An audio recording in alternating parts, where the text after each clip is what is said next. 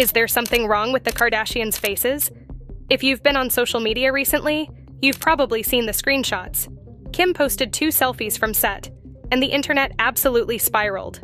Not because she looked bad, not because she looked old, but because she didn't look like Kim. The angles were different. The jaw looked sharper, the eyes are slightly wider, the nose subtly altered, and suddenly everyone was asking the same question. Who is that? It wasn't just one bad photo. It was the realization that one of the most photographed women in the world no longer looks like the version of her we've known for years. And this isn't about natural aging. It's about the constant evolution of a face that has been tweaked, filtered, sculpted, and possibly re-sculpted so many times that even fans can't keep up. The woman who built an empire on selfies now posts one, and people genuinely don't recognize her. Then came the BAFTAs, 2026. Kylie Jenner steps out with Timothée Chalamet, and suddenly we're having the same conversation all over again. Except this time it's even louder, because Kylie looked different, softer, less filled, more like her old self. People immediately started speculating that she dissolved her fillers, that she reversed some of the work, that she's entering her natural era. And what's wild is that for the first time in years, people were saying she looks related to Kendall again. That's how dramatic the transformation cycle has been. For over a decade, Kylie's face has been the blueprint. The lips, the cheekbones, the snatched jaw, the heavy glam. Entire generations of girls took screenshots of her selfies to show to injectors. Now she walks a red carpet looking toned down, and everyone is shocked. Not because she looks bad, but because we forgot what her actual bone structure looked like. We watched her lips trend globally. We watched the Kylie Jenner challenge damage teenage faces. We watched fillers become normalized for 18-year-olds. And now we're watching her potentially undo it. And that's the part that hits. Even being rich and famous doesn't protect them from insecurity. It doesn't freeze time. It doesn't guarantee perfection. Under the makeup, the lighting, the filters, the glam squads, they still tweak. They still edit. They still chase something. And if we're being honest, Khloe might be the most extreme example of this. There's a reason people screenshot all her photos before they get wiped.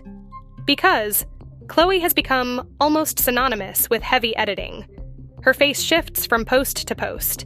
The nose narrows, the chin sharpens, the skin smooths into something almost AI. And yes, she has openly talked about body image struggles and plastic surgery. But there's a disconnect that fans can't ignore. On one hand, she posts messages about self-love and acceptance. On the other hand, her digital face morphs constantly. Khloe's transformation over the years has been dramatic. She arguably looks more surgically altered than even Kim at times. And yet she positions herself as the voice of healing from body shaming. It's complicated, because you can both struggle and contribute to the problem at the same time. And Kendall? She will probably never admit she's had several procedures, but her nose and lips look nothing like the natural ones she had during her early 20s. Recently, she even said her nose only looks different because of a treatment she had for acne. But here's the bigger conversation. If the Kardashian beauty was real in the way it was sold to us, why does it require constant reinvention? Why does it look so unstable?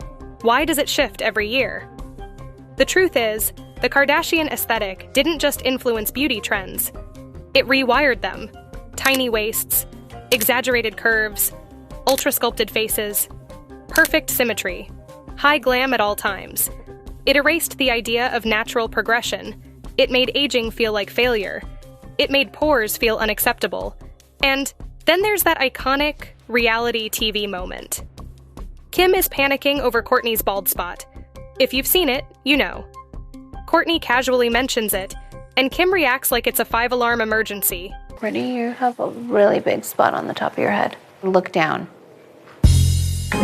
Kourtney, oh my God, I'm afraid for your life. Have you seen that? Kourtney, you have to go to the hospital right now. Zero chill. Full spiral. Meanwhile, Kourtney is calm, almost amused. And what makes the scene funny isn't just the drama. It's how real it feels. That sibling dynamic where one overreacts and the other rolls their eyes.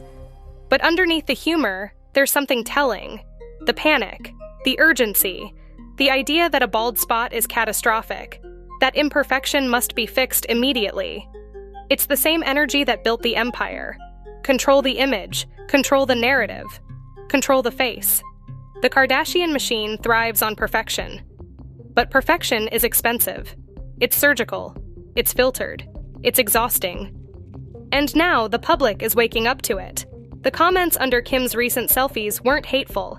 They were confused. The comments under Kylie's BAFTA appearance weren't cruel. They were analytical. People aren't necessarily attacking them.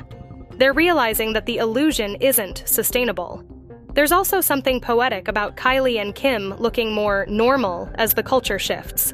We're entering a beauty era where subtle is back, where dissolving fillers is trending, where clean girl beats Instagram baddie. But here's the twist. They created the old standard. The Kardashians didn't just participate in beauty culture, they engineered it. They monetized it. They profited from it. And now, as they soften their looks, the same audience that once chased their faces is left asking, what were we chasing? Khloe edits, Kim evolves, Kylie dissolves, and the public watches every pixel. At the end of the day, the most interesting part of this isn't whether Kim's jaw changed or whether Kylie dissolved her lips. It's the psychological cycle. The fact that even with unlimited money, unlimited access, unlimited procedures, satisfaction seems temporary. And maybe that's the real lesson. If the most famous beauty family in the world keeps changing their faces, maybe perfection was never real to begin with. Maybe the scam isn't surgery. Maybe it's the idea that you ever needed it to feel worthy. And maybe, just maybe, the most rebellious thing for them to do now is to leave their faces alone. What do you think?